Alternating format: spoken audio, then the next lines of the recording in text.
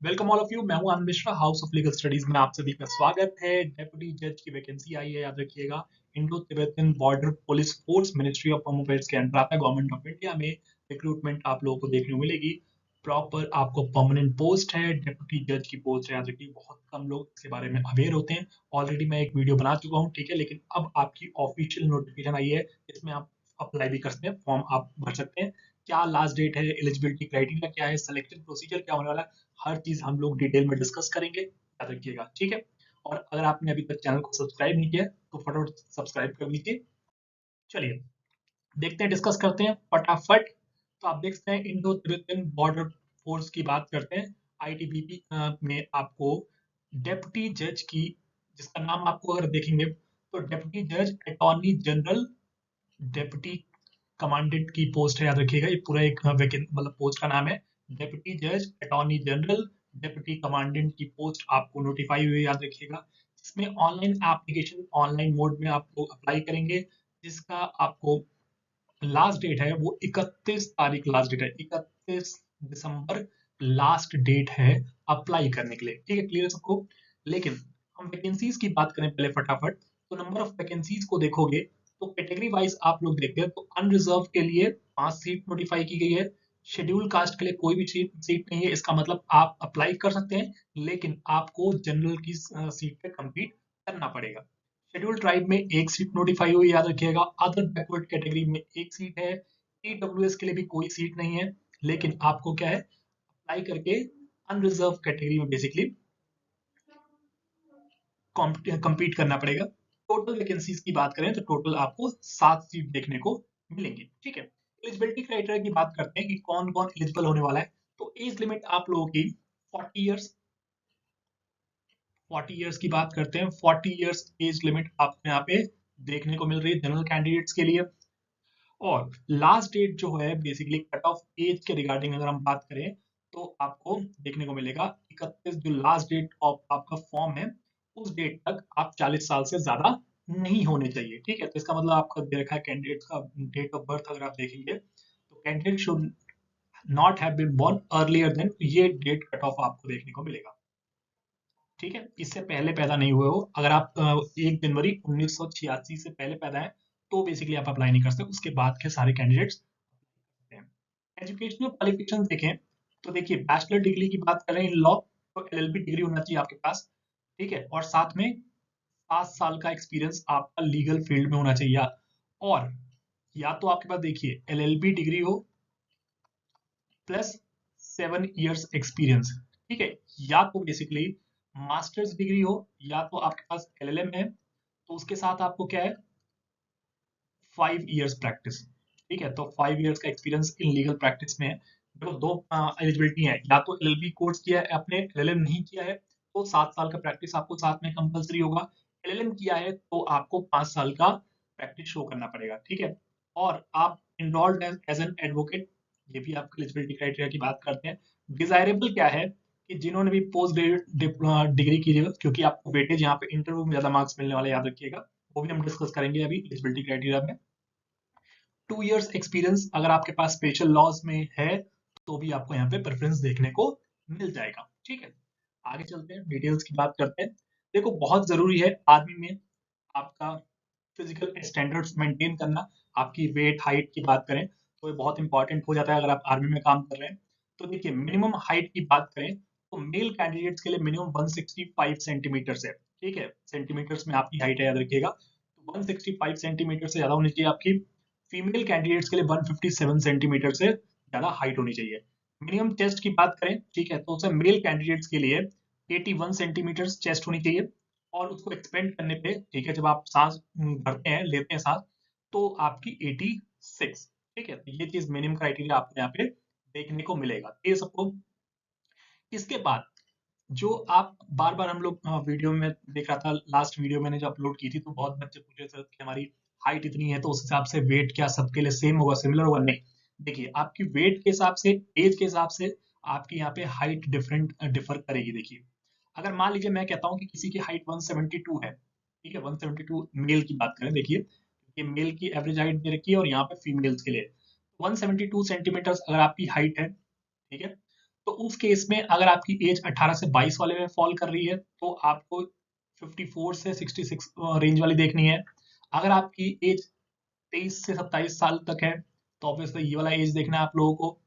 अगर आपकी मान लीजिए एज कहता हूँ 28 से 32 साल की एज में आप फॉल कर रहे हैं तो आपका जो एज वो वेट है वो 57 टू 70 होना चाहिए। और अगर आपकी एज 33 से 37 के उसमें आ रही है तो आपको 59 से 72 तक आपको देखने को मिलेगा। ठीक है, ये एज क्राइटेरिया आपको ऐसे चेक करना है। अपनी एज के हिसाब से अपनी पहले हाइट देख लीजिए, फिर आपको एज देखनी है और उस हिसाब से आपका वेट जो है वो मैक्सिमम आपको एज मतलब जो वेट है वो मेंशन किया गया है। क्लियर इसको? तो इसके लिए बहुत जरूरी है आप लोगों के लिए। नेक्स्ट हम एप्लीकेशन फॉर्म की बात करें तो डेप्यूटी जज के लिए जो आपकी एप्लीकेशन फॉर्म है वो है 400 रुपीज, 400 रुपए आपको, ठीक है, पे करना है। और देख सकते हैं ऑफिशियल वेबसाइट यही है, ऑफिशियल वेबसाइट जिसके थ्रू आपको अप्लाई करना है। ठीक है, ITBP police.nic. में जाएंगे तो वहां पे रिक्रूटमेंट सेक्शन में आपको ऑनलाइन एप्लीकेशन का फॉर्म आ जाएगा। लेकिन अगर आप मान लीजिए शेड्यूल कास्ट शेड्यूल ट्राइब से हैं या एक्स सर्विसमैन कैटेगरी से हैं और फीमेल कैंडिडेट्स को एग्जम्प्ट किया गया है, ठीक है, एग्जामिनेशन फीस आपकी नहीं लगेगी। क्लियर सबको? लास्ट डेट ऑलरेडी हम लोग डिस्कस कर चुके हैं कि 31 तारीख लास्ट डेट है अप्लाई करने की। ठीक है, अब आपका पहले बेसिकली फिजिकल स्टैंडर्ड टेस्ट होगा, ठीक है, जिसमें आपका मिनिमम हाइट मेजर किया जाएगा, मेल्स कैंडिडेट्स के लिए चेस्ट मेजरमेंट होगा। ठीक है, वेट आप लोगों का यहाँ पे देखने को मिलेगा, ये पहली चीज है जो कि आप अनफिट नहीं होने चाहिए इस पे। ठीक है, ये ऑलरेडी हम लोग डिस्कस कर चुके हैं। नेक्स्ट जो एग्जाम है आप लोगों का physical efficiency test, PET exam है, फिजिकल एफिशिएंसी टेस्ट पीटी। ठीक है, अब इसमें क्या है, जो मेल कैंडिडेट्स है ना, दोनों लोगों के लिए, फीमेल के लिए भी, लेकिन टाइमिंग्स यहाँ पे अलग दिखेंगी। मेल कैंडिडेट्स के लिए जो आप देखोगे तो एक रेस है जो कि 100 मीटर रेस, जिसको आपको कंप्लीट करना विद इन 28 सेकंड, 28 सेकंड के अंदर आपको 100 मीटर की रेस को कंप्लीट करना है। दूसरा जो रेस है वो होगी 800 मीटर, मतलब एक ट्रैक अगर आप देखेंगे जनरली तो 400 मीटर का ट्रैक होता है। जो अगर आप देखेंगे किसी भी एथलीट को देखेंगे तो ट्रैक ऐसे होता है। ठीक है, तो यहाँ से अगर आप स्टार्ट करोगे तो 2 चक्कर आपको लगाने पड़ेंगे। 800 मीटर बेसिकली आपको दौड़ना है कितने मिनट में? 6 मिनट का टाइम पीरियड यहाँ पे दिया गया है कि 800 मीटर आपको 6 मिनट में कंप्लीट करना है। ऐसे ही शॉर्ट पुट, ठीक है, शॉर्ट पुट अगर आपने देखा होगा तो शॉर्ट पुट आपको क्या करना है, शॉर्ट पुट जो गोला मतलब बॉल होती है, मतलब वो आपकी लोहे की बॉल होती है, ठीक है, भारी होगी, तो वो कितने, देखो यहाँ पे 7.5 ऑलमोस्ट 7.26 ग्राम किलो की है, सॉरी। ठीक है, तो अब ये जो है 7.25 किलो की जो बॉल है वो आपको क्या करना है, थ्रो करना है बेसिकली 4.5 मीटर लड़कों के लिए। इसमें 3 चांस आपको दिए जाएंगे, तीनों में अगर आपने फर्स्ट अटेम्प्ट में ही 4.5 मीटर से दूर फेंक दिया तो आप वैसे भी क्वालिफाई हैं। ठीक है, आपको 2 बाकी फिर मौके नहीं मिलने वाले हैं, आप ऑलरेडी इसको कट ऑफ मार्क क्वालिफाई हो जाएंगे। ऐसे ही फीमेल्स की बात करें तो उनके लिए भी 100 मीटर रेस है जिसका टाइम पीरियड 30 सेकंड दिया गया है, 30 सेकंड के अंदर आपको दौड़ना है। 800 मीटर की बात करें तो 7 मिनट के अंदर टाइम पीरियड दिया गया है और शॉर्ट पुट यहाँ पे एप्लीकेबल नहीं है। ठीक है, इसका मतलब जो फीमेल कैंडिडेट्स हैं उनके लिए बस रेस होगी और मेल कैंडिडेट्स के लिए रेस दो है, 100 मीटर, 800 मीटर और शॉर्ट पुट आपको फेंकना पड़ेगा। ये सबको, अगर आप इस एग्जाम को पास करते हैं, जो पीईटी एग्जाम है आपका फिजिकल एफिशिएंसी टेस्ट है, इसको क्वालिफाई करते हैं तो आपका रिटन एग्जाम होने वाला है, याद रखिएगा। ठीक है, पहले आपको फिजिकल स्टैंडर्ड टेस्ट जो आपका है इसमें आपकी हाइट वेट मेजर किया जाएगा, वो अगर आप उसमें फिट होते हैं तो उसके बाद आपकी रेस होने वाली है, शॉर्ट पुट होगा मेल्स कैंडिडेट्स के लिए। उसके बाद आपका रिटन एग्जाम होगा, याद रखिएगा, जो कि ऑब्जेक्टिव नेचर का है। ठीक है, अब देखो ऑब्जेक्टिव में फर्स्ट पेपर जो मिल रहा है 100 नंबर का ही है वेटेज, 100 मार्क्स वेटेज है, जिसमें सब्जेक्ट्स आप लोग देख सकते हैं, 3 सब्जेक्ट्स यहाँ पे देखने को मिलेंगे। पहला जनरल इंटेलिजेंस के 25 क्वेश्चन होंगे एमसीक्यू फॉर्म में, ठीक है, 80 मार्क्स का होगा, 2 घंटे का पूरा टाइम पीरियड है यहाँ पे। दूसरा जनरल अवेयरनेस जीके का टेस्ट आप लोगों के साथ में, उसमें 25 क्वेश्चन होंगे एमसीक्यू फॉर्म में। और तीसरा आपका जनरल इंग्लिश के क्वेश्चन 50 होंगे। इसका मतलब इंग्लिश की वेटेज आपको यहाँ पे 50 नंबर दिख रही है, क्लियर सबको, और 25 नंबर जनरल इंटेलिजेंस के और जनरल अवेयरनेस और जीके के आपके 25 क्वेश्चन, तो 100 क्वेश्चन हो गए आपके, 100 ही मार्क्स वेटेज है यहाँ पे। दूसरा पेपर जो है वो आपका प्रोफेशनल सब्जेक्ट का है, लॉ के रिगार्डिंग हम बात करें तो 100 नंबर का पेपर आपको यहाँ पे देखने को मिल रहा है। देखो यहाँ पे पहले यहाँ पे इसमें 2 पार्ट्स डिवाइड किए गए हैं 3 घंटे के अंदर। जिसमें प्रोफेशनल सब्जेक्ट्स के ऑब्जेक्टिव क्वेश्चंस बेसिकली आपसे 60 पूछे जाएंगे, 60 एमसीक्यूज होंगे जो एक एक नंबर वेटेज रखता होगा। ठीक है, 60 नंबर का आपको यहाँ पेपर मिल गया। और दूसरा जो है प्रोफेशनल सब्जेक्ट के सब्जेक्टिव, मतलब यहाँ पे आपको रिटन, ठीक है, लिखना होगा, बेसिकली सब्जेक्टिव टेस्ट है जो कि 20 क्वेश्चंस होंगे इसमें, और ये 40 नंबर। ठीक है, हर क्वेश्चन 2-2 नंबर का होगा आपका। ठीक है, बहुत लॉन्ग क्वेश्चंस आपको नहीं मिलेंगे, तो इसका 3 घंटे का पेपर ये भी है जो कि एक साथ आपको अटेम्प्ट करना है। ठीक है, अलग अलग नहीं होगा, एक साथ अटेम्प्ट करना है। तो पहला आपका पेपर जो फर्स्ट शिफ्ट है, फर्स्ट शिफ्ट उसमें आपका 2 घंटे, और दूसरा पेपर जो कि 3 घंटे का आपको यहाँ पे देखने को मिल रहा है। ठीक है, लेकिन ये पेपर कब आपको अटेम्प्ट करना है, पहले आप जो फिजिकल एफिशिएंसी टेस्ट पास करेंगे उसके बाद ही आपको ये रिटन एग्जाम के लिए कॉल आने वाली है। ठीक है, अब देखो लॉ में सब्जेक्ट्स अगर आप देखोगे तो बहुत सारे सब्जेक्ट्स आपको दिख रहे हैं। प्रोफेशनल सब्जेक्ट्स में अगर आप देखोगे, पेपर सेकंड में हमने डिस्कस किया था, उसमें याद रखना नेगेटिव मार्किंग, जो हमने 60 एमसीक्यूज जो आपके प्रोफेशनल सब्जेक्ट्स के हैं, तो उसमें 1/4 नेगेटिव मार्किंग भी है, याद रखिएगा। ठीक है, कौन कौन से सब्जेक्ट हैं, बहुत सारी लिस्ट आप लोग दिख रही है, तो देख सकते हैं। आपके कॉन्स्टिट्यूशन ऑफ इंडिया जो कि मोस्ट इंपॉर्टेंट सब्जेक्ट हर जगह पूछा जाता है। आपका civil and criminal procedure code, CrPC CPC दोनों आपका इंक्लूड किया गया है। फिर आपका Indian evidence, sorry, Indian penal code जो आईपीसी है, और प्लस नया एक्ट भी जो बीएनएस है वही पूछा जा रहा है।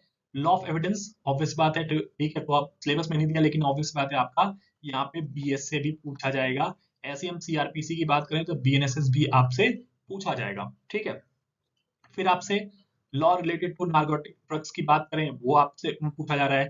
Protection of SC ST act आप लोगों से एक तरह से पूछा एक्ट यहाँ पूछा जाएगा। इलेक्ट्रिसिटी थेफ्ट के रिगार्डिंग जो लॉज हैं उससे क्वेश्चंस आएंगे। साइबर क्राइम्स के रिगार्डिंग लॉ आपको देखने को मिलेगा। Law of contract, Indian contract act और इंडियन पार्टनरशिप एक्ट। ठीक है, दूसरा आप लोगों को मोटर एक्सीडेंटल क्लेम्स के रिगार्डिंग एक्ट मिलेगा, मोटर व्हीकल एक्ट आप लोगों को देखना पड़ेगा। फिर आर्बिट्रेशन कंसिलिएशन एक्ट आप लोगों से पूछा जाएगा। फिर हिंदू और मुस्लिम लॉ, ठीक है, हिंदू लॉ में आपको चारों एक्ट्स पढ़ने हैं जो हिंदू लॉ के हैं। मुस्लिम लॉ आपसे पूछा जाएगा, चाहे वो सक्सेशन की बात करे या मैरिज की बात करे, डाइवोर्स की बात करे, सारी चीजें आपको यहाँ पे देखने को मिलेंगी। TPA, transfer of properties act, ठीक है, law related to domestic violence के रिगार्डिंग जो भी एक्ट्स आपको मिल रहे हैं, डीवी एक्ट आप लोगों को मिल रहा है, डोमेस्टिक वायलेंस है, ठीक है, ये सारी चीजें आपको यहाँ से पूछी जाएंगी।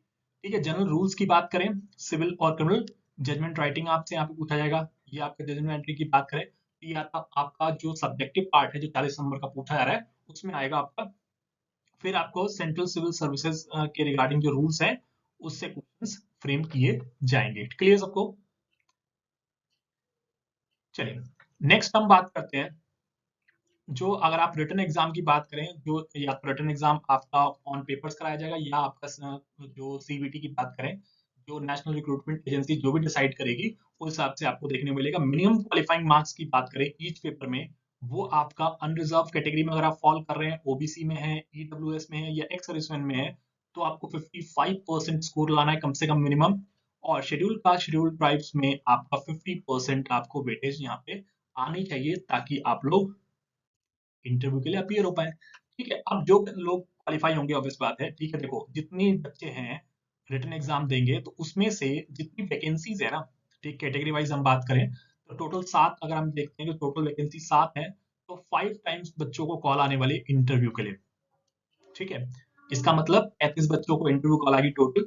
अब जो इंटरव्यू है और पर्सनैलिटी टेस्ट की बात करें, उसकी वेटेज आपको 25 नंबर टोटल है, लेकिन वो डिसाइड कैसे होने वाले, उसके लिए डिफरेंट क्राइटेरियाज दिए गए हैं यहाँ पे। देखो, अगर आपके पास प्रोफेशनल क्वालिफिकेशंस में एलएलएम है, ठीक है, तो 2 नंबर आपके मिल जाएंगे 5 में से। ठीक है, अगर आपने पीएचडी भी साथ में किया हुआ है तो 5 नंबर टोटल मिले। ठीक है, तो मैक्सिमम लेकिन मार्क्स 5 ही मिलेंगे। ऐसा नहीं कि आप सोचो कि सर ये तो टोटल 7 नंबर और 7 नहीं। आपने एक पीएचडी भी किया हुआ है, मान लीजिए एलएलएम, ये दोनों किया तो 5 नंबर मिलेंगे। अगर आपने एलएलएम बस किया तो 2 नंबर आ जाएंगे, यहाँ पे 2 नंबर आपको मिल जाएंगे 5 में से। दूसरा, प्रोफेशनल नॉलेज आपकी चेक किया जाएगा इंटरव्यू बोर्ड के द्वारा, इंटरव्यू आपको देखने को मिलेगा। ठीक है, 10 नंबर। और पर्सनैलिटी एंड अपीयरेंस की बात करें, उस पे आपको 5 नंबर मिलने वाले हैं। ठीक है, इसका मतलब पहले आपसे जो क्वेश्चन पूछे जाएंगे उसके बेसिस पे 10 नंबर पे डिसाइड किया जाएगा। और जो भी बेसिकली आपकी पर्सनैलिटी है, कैसे आप बैठ रहे हैं, कैसे बोल रहे हैं, ठीक है, क्या आपका ड्रेसिंग सेंस है, अपीयरेंस की बात करते हैं, मैनर्स की बात करते हैं, तो उस केस में आपको 5 नंबर। ठीक है, तो एक तरह से इंटरव्यू में हम लोग 15 नंबर वेटेज हम यहाँ पे देखने को मिल सकती है। आपका ये तो बेसिकली आप प्रोफेशनल एजुकेशनल क्वालिफिकेशन डिपेंड करता है कि आपने एलएलएम किया है तो 2 नंबर मिलेगा, पीएचडी की है 5 नंबर मिलेगा, एलएलएम नहीं किया है तो 0 नंबर आ जाएगा यहाँ पे। नेक्स्ट आपका जो एक्स्ट्रा करिकुलर एक्टिविटीज में आपने कैसे पार्ट क्या बोलते हैं, ठीक है, पार्ट लिया है, उसके बेसिस पे आपको दिखेगा। तो देखो, स्पोर्ट्स अगर आपने खेला हुआ है तो मैक्सिमम मार्क्स 5 ही यहाँ पे। देखो इंटरनेशनल लेवल पे कोई आपने कोई रिप्रेजेंट किया है कोई स्पोर्ट्स में, एनसीसी, ठीक है, या डिबेट म्यूजिक की बात करें तो उस केस में देखो क्या कह रहा है, 2.5 नंबर मिलेंगे आपको। नेशनल लेवल खेला हुआ है तो 2 नंबर आपको मिल जाएंगे। स्टेट लेवल है तो 1.5 नंबर। यूनिवर्सिटी लेवल को रिप्रेजेंट किया है तो 1 नंबर। और इंटर स्कूल लेवल पे अगर आपने किया है तो 0.5 मार्क्स, ठीक है। तो यहाँ पे वेटेज मिल रही है। एनसीसी की बात करें तो एनसीसी का भी देखो यही टोटल टोटल मिला के है, देखिए, ठीक है। अगर आपने एनसीसी में ए सर्टिफिकेट आपके पास तो 1 नंबर, बी सर्टिफिकेट आपके पास है 2 नंबर, और सी सर्टिफिकेट है तो आपको 2.5 नंबर यहाँ पे मिल जाएंगे। लेकिन ओवरऑल आपको 5 ही नंबर मैक्सिमम मार्क्स आप अटेन कर सकते हैं, ठीक है। तो आप देख सकते हैं, तो 25 नंबर टोटल हो गए, जैसे 15 नंबर इंटरव्यू, 5 नंबर आपके मैक्सिमम मार्क्स यहाँ पे मिल जाएंगे क्वालिफिकेशन के रिगार्डिंग। और अगर आपने एक्स्ट्रा करिकुलर एक्टिविटीज की हैं तो आपको मैक्सिमम यहाँ पे 5 नंबर मिल सकते हैं, ठीक है। जो आपने इंटरव्यू में स्कोर किया है सारा मार्क्स और प्लस मेंस में, उसके बेसिस पे आपका फाइनल सिलेक्शन किया जाएगा। क्लियर सबको? कोई भी डाउट हो, दिक्कत हो, कमेंट सेक्शन में कमेंट करके पूछ लीजिएगा। बाकी लोगों में शेयर कर दीजिएगा वीडियो फटाफट। और आपने अभी तक चैनल सब्सक्राइब नहीं किया है तो चैनल को जरूर सब्सक्राइब कर लीजिएगा। Thank you so much.